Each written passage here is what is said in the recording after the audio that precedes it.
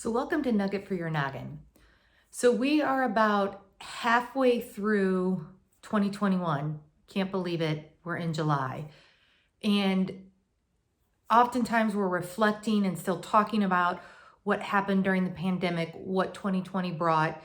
And so what I want to ask you is, what are those things that you had to change? And I don't want to use the term normal, but I'm going to use routine. What were those routines before the pandemic hit with your work, your family, your school, whatever that looked like? And think about, what did you put in place to cope through that with your family unit, with yourself, with the new routines that you had to put in place, or the new environment you had to be in doing it? How did you keep relationships alive when you couldn't go out? I want you to think about some of those positive actions, coping mechanisms, things that you did differently, either for yourself, with your family, with your friends, with your tribe, whoever that is. What worked well?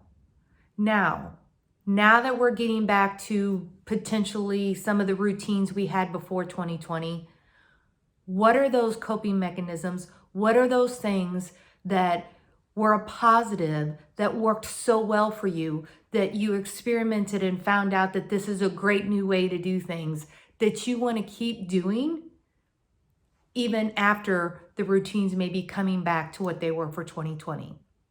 And keep those alive. Keep some great new habits alive. And here's what you need to do.